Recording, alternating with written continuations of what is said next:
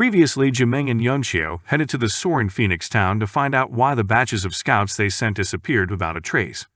They discovered that some nasal bugs attacked the scouts, and they soon began to fight the nasal bugs too, until they killed all of them. Shi Pinghong, one of them, and a 4-star martial lord, discovers that the nasal bugs he placed at soaring Phoenix town have been killed. He leaves on his mystic cloud-shaking thunder roar to find out who badged in. On getting to the root of the Phoenix Mountains, he sees Yunxiu and Jinmeng, a 9-star martial warrior and 2-star martial lord, respectively, and he is shocked. He was expecting to meet some more powerful guys. Well, he is about to find out who they really are. You know how Yunxiu is, he insults him, and Shi Pinghong gets angry. Yunxiu is delighted to see the mystic cloud-shaking thunder roar as it came just in time he needed it. He tells Jimeng to handle Shi Pinghong while he faces the beast.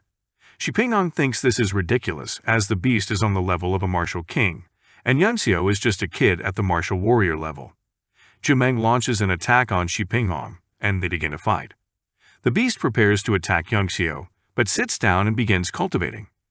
He plays a song for the beast and uses the demon moon technique to control its souls. Meanwhile, Shi Pinghong is shocked at how Jimeng, a 2-star martial lord, is on par with him, a 4-star martial lord. He turns to call the beast to finish up with Yunxiu quickly and come and help him. However, he is shocked to see Yunxiu patting its head. The beast is his most powerful asset and trump card, into which he has invested his all. And now he wonders why the beast is not responding to his calls. He summons all his power and attacks Jimeng with the thunder-shaking Jade Flash Strike technique, but Jimeng blocks it with the Peach Blossom Sword intent, and he is shocked. He wonders how Jimeng, who is obviously at a lower rank than he is, managed to defeat him. Shi Pinghong continues to call on the beast, but it doesn't answer him as it plays with Yunxiu. Shi Pinghong attempts to escape to get his guys to come to deal with them. However, Jimeng kills him with his favorite sword technique, Lotus Sword Song. Jimeng is shocked at his progress in such a short time of following Yunxiu. Yunxiu commends his move, and Jimeng is surprised that Yunxiu already took care of a 5th-tier beast. They both mount the beast, and it takes them into the mountains. They meet Sun Sidumai and Lai Wenxi on their way. They wonder how Yunxiu, a martial warrior, and Jinmeng, a martial lord, tamed the beast. Lai Yunxiu does his thing again. He insults them. They get angry and launch an attack. Lai Wenxi tells Sun Shumai to capture the beast, as it is a high-quality restorative that could boost their powers. Sun Shumai faces the beast and entraps it in her Decennium Bane water ring. Lai Wenxi turns into a demon using the demonification technique, which shocks Yunxiu and Jinmeng. Yunxiu reasons that taking 2 martial kings simultaneously will be difficult, so he gives Jinmeng an origin blasting pill to enhance his strength. This pill will cause him to lose his ability to fight for a while after the battle, but he has no choice since they are in an extremely dangerous situation. Jinmeng takes the pill and strengthens. He attacks Lai Wenxi and slashes him with his sword, but it doesn't affect him. Lai Wenxi giggles and grows even bigger. He then attacks Jinmeng with the earth devouring technique, which leaves a major dent in the ground along its path. Yunxiu takes Jinmeng and tells them to retreat as the power difference is too much, and they can't win. However, Lai Wenxi suddenly jumps before them and blocks them. Jinmeng tells Yunxiu to use the same technique he used to stimulate his potential the previous day again, and Yunxiu tells him that it is very dangerous. He could die since he already took the origin blasting pill. Jinmeng tells him to do it still, as they would die anyway if they don't do anything. Yunxiu uses the golden needle acupuncture on him, and Jinmeng gets more powerful. He then tells him to control his strength so he won't explode. Jinmeng suddenly breaks through the 5 elements realm, which shocks Lai Wenxi and Sun Shumai. Lai Wenxi attacks again with the Crimson Toad demonic technique, but Jinmeng blocks it with the Lotus Sword Song. Lai Wenxi is surprised and uses the technique again with more power, and this cracks Jinmeng's sword while he tries to block it. Now that Lai Wenxi has seen that his sword is broken, he attempts to attack again, but Jinmeng summons all the broken pieces of his sword using the Cherry Blossoms Re-Bloom and attacks him with the 10,000 Blooming Blossoms technique. Yunxiu throws the Benumbing Frost sword he got from Lai Yi to Jinmeng, and Jinmeng begins to attack Lai Wenxi with it. Some Xuemi is shocked that Yunxiu has the sword and asks him how he got it. Yunxiu speaks to her roughly, and she gets angry but can't attack him because her trapping arts will be broken, and the beast she entrapped will escape. Jumeng attacks to the point that Lai Wenxi can't bear it again and calls Sun Zhuwei for help. Jumeng attempts to deal the final damage, but Sun Zhuwei intervenes and saves Lai Wenxi. Sun Zhuwei tells Lai Wenxi that they should retreat and return later, but as they try to, the mystic cloud-shaking thunder roar appears behind them. When it almost catches up, Sun Zhuwei pushes Lai Wenxi to it, and the beast attacks him. Sun Zhuwei begins to rant about how she had always wanted him to die since he became a toad in a bid to get stronger. She then challenges Jumeng to fight, but Yunxiu stops him. Jumeng is now exhausted and places on the beast, telling the beast to take him back to Eternal Peace City. He then heads to the mountain, as this is where the true soul phoenix in the monument of the world god flew, and he will not give up on this treasure. Meanwhile, on the mountain, Qi Zhenzi is getting impatient, and he asks Hu Yaming how long they'd have to wait until the array is activated. Hu Yaming tells him they must wait about 6 more hours. Qi Zhenzi begins to complain that it's getting too long. Some Shunmei comes back running. She reports that Shi Pinghong and Lai Wenxi have been killed, and they're shocked. They get even more surprised when she tells them they were killed by 2 people who are just a martial warrior and a martial king. She further says that the martial warrior tamed the beast, who also boosted the martial lord's strength by using some strange technique to kill Lai Wenxi. She tells them that the martial lord is already severely injured, leaving only the martial warrior and the beast, so she doesn't think they'd dare to climb the mountain. However, Hu Yaming perceives that Yunxiu is already there. Yunxiu, being behind the bush, is surprised that the opponent has a martial grandmaster and 4th-tier refiner, and he wonders where the 100 Battles country got such strong forces. Qi Zhenzi tells him to reveal himself if he wants to live, and Yunxiu steps out. Yunxiu sees the array and immediately recognizes it as the Crimson Bird Divine Flames array. Qi Zhenzi threatens to kill him, but Hu Yaming tells him to spare his life as he has something to ask him. Hu Yaming tells Yunxiu he saw his expression earlier when he saw the array and asks him if he recognizes it.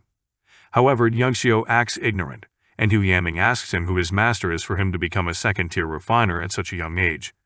Yunxiu replies that it is Shi Han, the Tianshui Alchemist Association's leader, and Hu Yaming tells him he thought as much.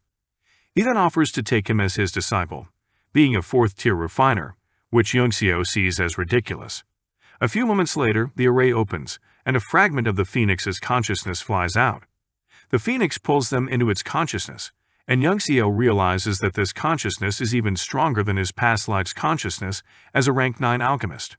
The phoenix materializes its consciousness, and they are surprised to see the Tianwu continent from ancient times.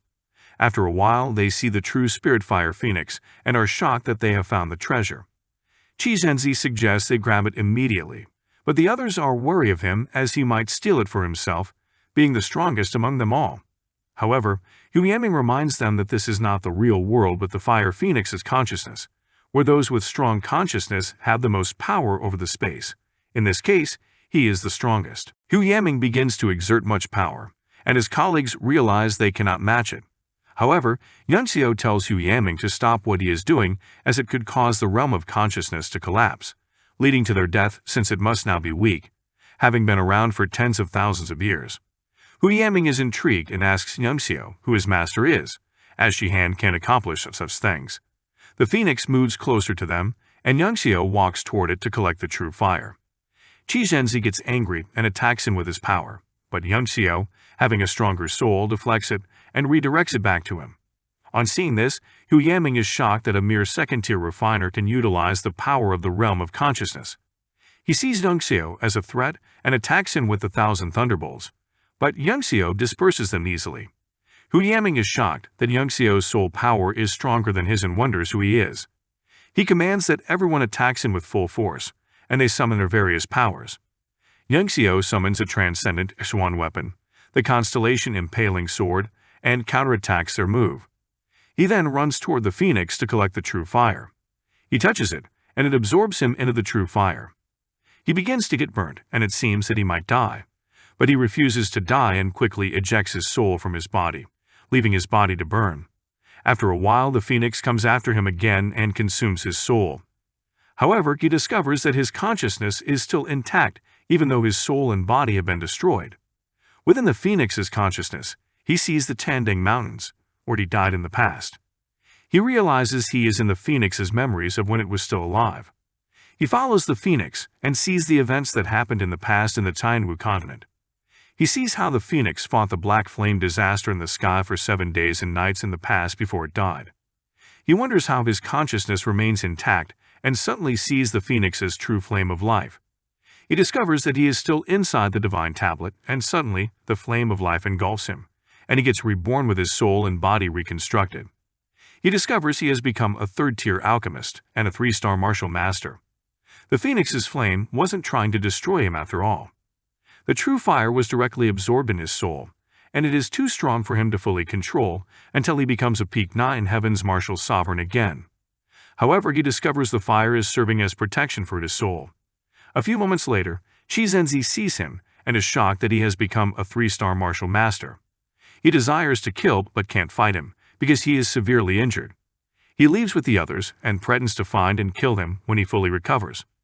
However, Sung Xuemi didn't survive the collapse of the realm. King Wang, Yunsheng, and Dashing arrive with the beast, and they are surprised to see that Yunxiu is still very fine. They are shocked when they discover he has broken through a major realm and is now a 3-star martial master. Yunsheng reasons that Yunxiu must really be Gu Fainang's disciple. Over the next few days, the 800,000 soldiers of the Central Army head to the Shining Gold City and finally defeat the 100 Battles country's army. Yunxiu's father, Lai Changfeng, is set free, and he is surprised to see his son again. King Wang and Dashing confront Lai Changfeng for hiding the truth about his son's talents and abilities. Lai Changfeng is confused, and they tell him that Yunxiu is a 2nd-tier refiner and a 3-star martial master. On hearing this, he is shocked and begins to sob. He had always known his son to be a complete trash who could not cultivate. Meanwhile, Zhirong is treating Jin Meng and has prevented his injuries from worsening, but his chance of survival is still slim. The army finally returns to the capital after a month, which sets the stage for the decisive moment in the struggle for the position of the crown prince. In the next scene, the army is on its way back to the capital, and whenever this happens, the emperor always leads many nobles and officials to welcome them back personally. However, the emperor refused this time, and the second prince, Qin Yu, set up the welcome ceremony platform in his stead. Many think that the king might not attend, which could be a grave offense since it would seem like Prince Qin Yu privately gathered the military officials to his side. He tells them that his father is not in good health, and he will be leading the welcome ceremony. They all begin to hail him, and after a while, the king arrives. The army soon arrives, and the ceremony begins. One of the student soldiers tells Yunxiu that he might be given the title of a duke due to his immense contributions to the war, but he replies that he will leave Tanshui once Qin Yu is crowned. Yunsheng reasons that it could mean his master is also leaving the country, and she becomes determined to follow him wherever he goes. The king soon begins to address them. He tells them he will announce the heir to the throne, and Qin Yu quickly interrupts, fearing that his father might crown Qin Yang. He asks his father 3 questions to prove that he qualifies to rule over Tanshui. The congregation soon begins to shout that the king should abdicate the throne. One of the officials accuses Qin Yu of trying to start a revolution, and Qin Yu replies that his father has done so much already and should be taking care of his health now, while his most excellent son takes over the affairs of the country. The official confronts him about who would believe him, and he asks who dares not to. Someone responds in the congregation, and they all see that Lord Kingfin and Lord Shihan have just arrived with some other powerful guys, including a 4th-tier refiner, a martial grandmaster, and one of Yang Di's disciples. Shihan introduces all of them to the king, and everyone is shocked that such powerful guys are in Tanshui all at once. Qin Yu fears that his chance of being crowned is now threatened. The king discovers that Kingfin and Shihan have broken through to the 4th-tier refiner realm and is shocked. They tell him that Lord Yunxiu helped them achieve it when they thought they could not progress further. Everyone is surprised that there is such a master in the land, and they wonder who Lord Yunxiu is. After a while, Yunxiu steps out, and everyone is shocked that he is the Lord Yunxiu they are referring to. Lai Chenying, his grandfather, quickly cautions him and apologizes to the king on his behalf, thinking he is just joking around. Yunxiu turns around and prepares to return, but Kingfin and Shihan quickly run to stop him. They affirm that Yunxiu is the person they are referring to as they appreciate him for his guidance. Lai Chenying is shocked, along with everyone else. Yuanhao refuses to believe and thinks this is ridiculous. Some Zhengzong tells Yuanhao that this is the kid he was referring to that forged his 2nd-tier alchemist badge. Shihan replies that it wasn't forged as he is the one that issued it to him. Some Zhengzong still doesn't believe, and Yang Xiu challenges him to a competition in which whoever loses will face inevitable consequences. Yuan Hao asks how the competition should start, and Yang Xiu suggests that Sun Zhengzong should choose his area of expertise, and he will take it on. They are shocked and think he is stupid as every alchemist has different specializations which obviously could put him at a disadvantage. However, Yang Xiu says he will go with whatever the challenge is. Some Zhengzong states they will be refining third-tier pills. Everyone thinks this is unfair to Yang Xiu, as he is only a second-tier refiner, but Yang Xiu says they should go on anyway. Some Zhengzong states the type of pill he would be refining and asks for 3 sets of the ingredients required. However, Yang Xiu says he would do the same but wants just 1 set. Yuan Hao thinks he is crazy as refining a pill with just 1 set is almost impossible. The competition soon begins. Some Zhengzong begins his refinement process, excited to show his refining abilities. However, he turns and sees Yang Xiu just sitting and eating. Some Zhengzong gets pissed and tells Yuan Hao to mark him as a loss, but Yang Xiu says the duration of the competition is 2, and he still has more time. Some Zhengzong continues with the refining. When he is almost done with it, Yang Xiu activates the Demon Moon technique without anyone being aware and disperses his soul power, causing the pill to break. Yang Xiu mocks him, saying he is back to square one, the same stage he is in. Sun Zhengzong starts the process again, and Yuan Hao asks Yang Xiu if this is how he plans to watch till the end. Yang Xiu then stands up and prepares to begin refining. King Fin offers him his third-tier purple tripod, but he rejects it, saying he doesn't need it, which shocks everyone. He requests 10 high-grade Yuan stones from Yuan Hao, who thinks he is just messing around. He begins the refining, and as he continues, Wang Chen, Yang Di's disciple, is shocked. He is familiar with the technique Yang Xiu uses. He realizes that he is using the same technique Yang Di uses and is even doing it better than him. He wonders how Yang Xiu can do this. Everyone watches in wonder as Yang Xiu carries out the refining process, doing what they never imagined possible.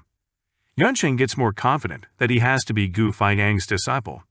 After a while, Some Zhengzong successfully refines a peak 8-turn body pill while Yang Xiu is still on it. Some Zhengzong celebrates his success while Yang Xiu still refines the pill and is now at 7 turns. Yuan Hao was surprised that Yang Xiu could refine a body pill to 7 turns without using a pill tripod at such a young age. They begin to doubt that Yang Xiu can go any further, considering that the flames in the array beneath him have started weakening, and he has used up his soul power to condense the pill and control the fire. Suddenly, Yang Xiu uses the Yuan Qi flames to increase the body pill's tier forcibly, and they all get shocked when he reaches 8 turns. Yang Xiu reaches the limit of what the true Qi of a 3-star martial master can do, and he decides to test the Phoenix's true fire. Everyone wonders what kind of flames he is using now. After a while, Yang Xiu finally refines the pill, and it shocks everyone. Yuan Hao is disturbed by how a youth could do what he hasn't been able to figure out for years.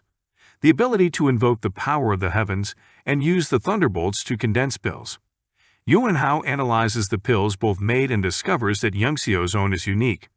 He asks him about it, but Yang Xiu tells him he doesn't know either, as this is his first time refining a 3rd-tier pill. Yuan Hao declares Yang Xiu as the winner, having refined a quasi-4th-tier pill. Some Zhengzong protests and accuses Yuan Hao of conspiring with Yang Xiu. Yuan Hao gets angry and forces him to admit defeat, kneel, and kowtow 3 times as the punishment for losing, as they had discussed since the beginning. Some Zhengzong refuses to kneel, but Yuan Hao orders Su Xiang to force him to. Then Yang Xiu begins to force him to kowtow using his powers to control him. Being controlled by Yang Xiu, Some Zhengzong hits his head on the ground 2 times, and while Yang Xiu attempts to control him the 3rd time, Lai Chunyang tells him to stop as he was the one who kept dashing alive throughout the years he was poisoned. Yang Xiu kicks him off the welcome platform. Yuan Hao awards Yang Xiu a 3rd-tier badge. Wang Chen commends him and tells him he'd love to learn from him. Yang Xiu asks him about Yang Di in a casual manner, and he is shocked. Wang Chen thought he was Zheng Ruyuan's disciple, so he should respectfully address Yang Di. Wang Chen tells Yang Xiu about a painting Yang Di has been trying to decipher, and he is ready to grant anyone who deciphers it any one request of theirs. King Fin tells Nunxio that the painting is still being kept in the imperial palace, as it is a treasure of Tanshui. Nunxio is surprised, wondering when Yang Di began to draw. King Fin further tells him that the painting was made by Gu Fiang in anger, when Yang Di was finding it difficult to grasp some concepts, and since then, Yang Di has been trying to decipher it. Nunxio is surprised, wondering when that happened. Then the king tells him that he always keeps the painting with him to see if he can decipher it. He brings it out, and when Nunxio sees it, he laughs. They all wonder why he is laughing and ask if he has figured it out. He asks them to read the poems on the painting, and when he explains it to them, they discover that Gu Fiang wasn't passing across any ancient art, but was only insulting Yang Di. They are all shocked, and they begin to laugh. Qin Yang offers to bestow Nunxio and his future generations with the status of royalty if he has the privilege of becoming the emperor, and also let him marry Ruxu. Qin Yu quickly says his own too, that he will bestow him with more rewards than his brother would. After a while, Nunxio walks up to the king and tells him to abdicate the throne from Qin Yu. The king is satisfied with this and believes Qin Yu will manage the country properly with Nunxio on his side. The king then tells him to promise to keep Qin Yang alive after Qin Yu ascends the throne. Nunxio agrees, and just as the king tries to announce Qin Yu as the heir to the throne, the Green Wolf battleships appear in the sky, and Qin Yang is excited that his trump card has arrived. Zhou Yushan, the eldest son of the Zhao family in the Duskflame Empire, descends from the battleship. He tells the king that he is also there because the successor is being determined, and he elects Qin Yang as the suitable choice. The king gets offended and says he is not supposed to meddle in the affairs of Tanshui. He then quickly declares Qin Yu as the heir to the throne. Zhou Yushan gets angry and prepares to attack Qin Yu, but Nunxio stops him. He and Wang Chen begin to make fun of him, and Zhou Yushan gets angry and attempts to attack him. However, Yunsheng blocks his attack and protects Nunxio. Zhou Yushan challenges Nunxio to a fight, telling him to stop hiding behind a woman. Nunxio replies that he is shameless for wanting to fight a 3-star martial master, being a 5-star martial lord. Zhou Yushan tells him to kneel and kowtow till he is satisfied, but Nunxio makes fun of him again. Zhou Yushan gets angrier and orders his men to kill Nunxio. Yunsheng launches an attack, but her martial king opponent grabs her blade and numbs her arms. Lai Chunyang, also a martial king, tries to attack the martial king, but the martial king, being more powerful, deflects his attack and sends it to King Wang. King Wang, an 8-star martial king, launches an attack, and the place explodes. Then Yuan Hao orders Su Xiang, a martial brandmaster, to attack. However, Nunxio interrupts and accepts the challenge to fight Zhou Yushan. He says it would take place in 3 months, and Zhou Yushan should choose a location. Munsheng tries to caution him as Zhou Yushan is a 5-star martial lord. However, Nunxio doesn't listen. Zhou Yushan tells him he will make him kneel and kowtow to spare his life, and also says that if Nunxio loses, he will have Yunsheng. Nunxio wonders how his losing or winning relates to having Yunsheng, and Zhou Yushan replies that he can tell from her worry the other time that she likes Nunxio. Yunsheng gets embarrassed and attacks Zhou Yushan, but Su Qiang blocks her and tells her to stop.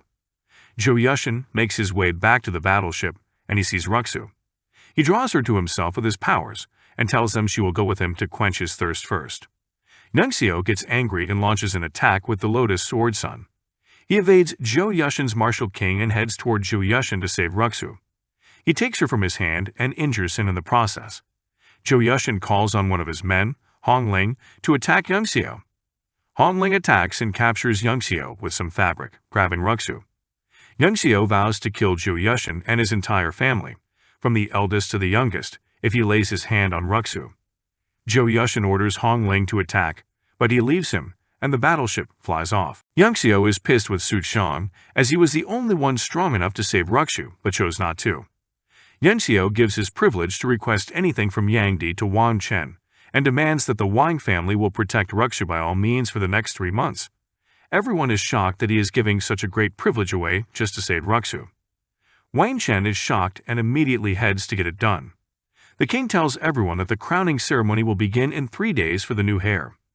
He then orders that they capture Qin Yang and lock him up. Qin Yu has finally achieved his dream. Later, Qin Yu and Bai Mu discuss the situation's development in the country regarding the upcoming crowning ceremony. As they discuss, Qin Yu reveals his concerns about Nunxio.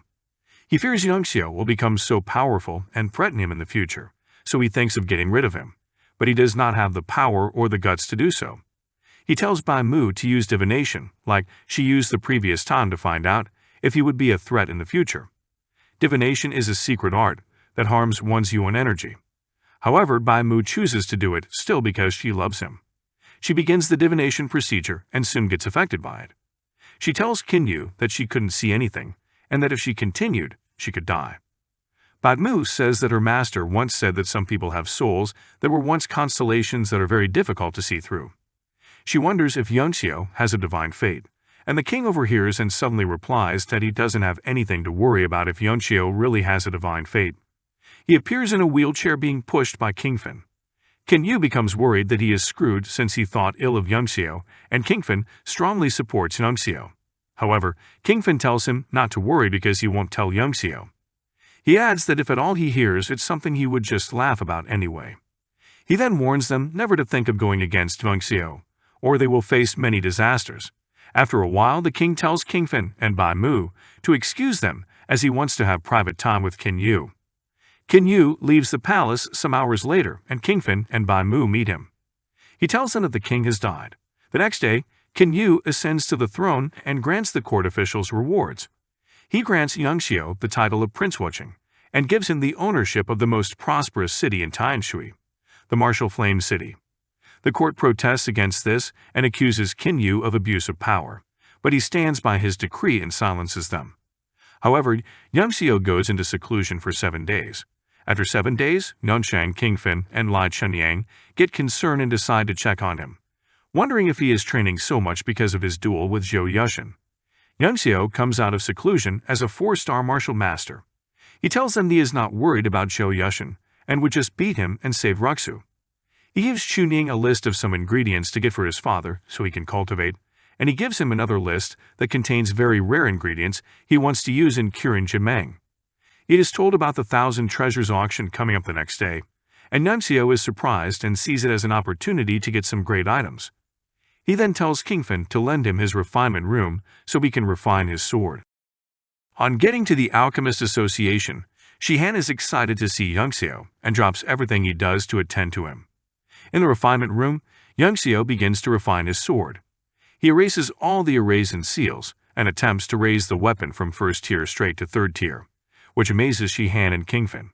After a while, he finishes the refinement, and after Shihan and Kingfin analyze it, they discover that the refinement still needs to be completed. Nuncio tells them it is an incomplete sword. He originally planned to refine it into a 3rd tier Xuan weapon. However, when he discovers that the 1,000 Treasures auction will be held soon, he plans to get some suitable materials and refine it to quasi-4th tier. They are surprised that he refined an incomplete sword, so he can continue later and ask if it won't affect the quality of the sword. He replies that it would have affected it if he wanted to boost it by a tier, but since it is a boost from 3rd tier to quasi-4th tier, it won't. The next day, Yunxiao prepares to head to the Martial Flame City, and Qin Yu sees him off to the capital's gates. Qin Yu sends a team of state guardians to accompany Yunxiao on his journey. King Wang tells Qin Yu to care for Bai Mu since she has decided to follow him. However, Yunxiao starts to talk about her divination. He tells her not to try it rashly on someone powerful as it can backlash and shatter her meridians. He also tells her about one of her sex elders who got crippled in the past because he used divination on someone he shouldn't have. Bai Mu is surprised and wonders how Yunxiao discovered that she used divination on him and how he knows about her sect. Yunxiao soon takes his leave while everyone hails him. On their way, the 2,000 student army crosses them, and Bai Chengfeng requests that he take them along to the Martial Flame City. Yunxiao replies that he is only going because of the 1,000 Treasures auction and has no plans to remain there as the city lord. He also tells him that the students have not yet graduated, so they can't follow him. However, Yunxing speaks on their behalf, saying they are better off with him than learning alone in the academy. The students start to celebrate that they will be allowed to follow Yunxiao. Luo Landuo, also among the students, desires to meet Yunxiao again, but has to keep rushing forward on the path of martial arts. Yunxiao yells at them, still stating that he is only going for the auction and not for war. Chumiang, Dashing, and King Wang then tell him that the students have a lot of potentials and could be trained to become the strongest army in Tianwu, and could be an entity on par with the Heaven Gathering sect. Yuan Xiao sees this as a great idea, as they would form a strong force backing him. He then accepts to lead them and calls them Heaven's Core. At the Martial Flame City's City Lord's residence, Young Xiao demands the city's financial reports, and the Chief of Records, Wuzishi, explains how the city's finances are distributed. Young Xiao discovers that the past city lords have been exploiting the city's resources, and tells his dad they need to track them down and retrieve all the stolen resources. Wuzishi tries to stop him as the past city lord has powerful backing, but Young Xiao doesn't listen. After his father leaves on the mission to retrieve all the resources, Young Xiao makes Wuzishi the vice city lord and tells him he will handle all the city's affairs except the finance. He then takes his leave and heads for the Thousand Treasures auction. On getting to the Thousand Treasures Tower, they meet a seller selling a second-tier windbreak poisonous weasel egg. Zhirong is shocked to see such a rare item, but Young Xiao says it's just a regular green demon beast egg. The seller just made it look attractive with the crystal box used in displaying it. Young Xiao also says that the second-tier egg is nearly dead and would benefit Mengbai if cooked and eaten. Zhirong is shocked by Young Xiao's words, as the demon beast egg is considered worth a whole city. Another buyer bargains the price with the seller, but he refuses to bid it lower. The buyer buys it anyway and says he uses his life savings. Zhirong interrupts, saying the vitality of the egg is weakening and it may die within a month. The other buyer is shocked and quickly takes back his money. Zhirong further reveals that the purple stripes will show on the egg's surface if he removes the crystal box, signaling that the egg is dying. He says all these as instructed by Young Xiao. The seller refuses to agree and accuses him of just making it all up, but Zhirong shows him his badge as a second-tier refiner. The other buyer leaves angrily and Young Xiao offers to buy the egg, though knowing it is dying. They negotiate the price, and after much bargaining, Young Xiao buys the egg at a ridiculous price compared with the original price. He tells Mengbai that he bought it so he can eat it as its toxins will benefit him, and Mengbai becomes sad. Young Xiao then brings out another demon beast egg that he got from Xipinghong and gives it to Mengwu. He tells her he will teach her how to tame the beasts later so she can freely travel in the Dustflame Empire. Soon they see another seller selling soul fruit. Young Xiao challenges the seller by asking for the name of the fruit, and the seller admits that he doesn't know. He, however, says that he saw a third-tier scaled python and a third-tier blood-striped tiger fight to the death for it, so he believes it must be a great treasure. Young Xiao offers to buy the fruit and the teeth of the blood-striped tiger and asks for the price. Young Xiao assures the seller not to be nervous as they are in the Thousand Treasure, but he tells Young Xiao that there are many hungry wolves amongst the crowd, ready to take from you if they see you have a lot of wealth and aren't very strong. Young Xiao also has been observing different eyes staring at him, and he wonders if these are the so-called hungry wolves the seller is referring to. Young Xiao pays for the items, and Zhirong calls his attention to the people staring, but Young Xiao tells him to ignore them. Mengbai suddenly comes running. He tells Young Xiao that Chen Zhen and Han Bai, his friends, seem to be in conflict with someone, and Young Xiao follows him to check what's happening. Chen Zhen tells him that they found some 100 pattern hydrangeas, but some people came to bully them on it. Young Xiao reasons that this is the main ingredient of the pills for treating Jimeng, so he asks them where it is, and they tell him that some guys have taken it already. The seller says the bully hasn't paid, and Young Xiao immediately pays. However, the seller tells him the item is with the bully, and Young Xiao tells him not to worry as he will get it from himself. Young Xiao faces the bully and attacks him, making a slash at him with his sword. The bully's men see this and begin to attack Young Xiao, but he kills some of them instantly. One of the bully's men, a martial lord, attacks and Young Xiao quickly calls Commander Hong to help him. Commander Hong, the commander of Team 1 of the Martial Flame City's defense, quickly appears and blocks the attack. He wonders how Young Xiao knew he was around, though. The bully identifies himself as Xingyang Ji, the Dustflame Empire Xingyang family's heir. Young Xiao says he doesn't know who that is, and he tells Commander Hong to face the martial lord while he faces the others. Meanwhile, Man Yu and Ding Linger are watching the fight. Man Yu says he has been following Young Xiao since he entered the Thousand Treasures auction. He adds that Young Xiao would have discovered if he hadn't hidden well. He commends Young Xiao's talents and achievements at such a young age.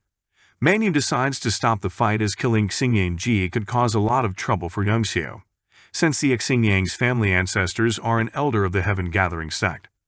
Man Yu interrupts the fight and tells Young Xiao to let Xingyang Ji go.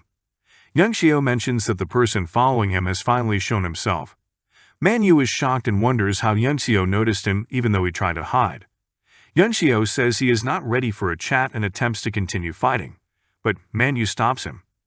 Xiao tells him that saving Xingyang means making himself an enemy. Xingyang will still return to attempt to kill him, and one of the ingredients he needs is still in his possession. Xiao prepares to leave, and Manhua tells him his lady, Dinglinger, wants to speak with him. Dinglinger appears and tells him she will settle it if Xingyang returns. Xingyang returns with Cheng Feiji, from one of the 4 great families in the Duskflame Empire. Dinglinger tries to resolve the issue, but Cheng Feiji demands that Xiao kowtows 10 times, trashes his danchan, chops off his arms, and kneels at the auction's entrance until he decides to spare him. Xiao laughs at his words and uses the cloud-piercing arrows to call for reinforcement. Cheng Feiji mocks him that no matter how many soldiers he calls, there are not enough to handle him and his men. He boasts that he can kill 10,000 regular soldiers without stress. His men also laugh at Xiao and threaten to crack his head open. Soon the student army, now Heaven's Core, arrives with the first unit of the State Guardians, King Wang, Chunyang, and Yunsheng. On seeing them and the student army's killing intent, Cheng Feiji and his men become scared and wonder how such a young lord has so many powerful subordinates. Following Xiao's order, they start to kill everyone. Cheng Feiji starts to threaten them that he is from the Cheng family, a very powerful family in the Duskflame Empire, but nobody listens to him, and the killings continue. Dinglinger tries to stop them, saying that killing Cheng Feiji will bring disaster to the whole of Tianshui. However, Xiao is not bothered and says he doesn't mind erasing the entire Cheng family from the Duskflame Empire. Dinglinger is shocked and wonders who he is. Xiao has become formidable with his powerful backing, but can they handle one of the 4 powerful families of the almighty Duskflame Empire? Let us know if you want the next part in the comments section. Also, remember to like this video and subscribe to our channel. See you guys in the next video.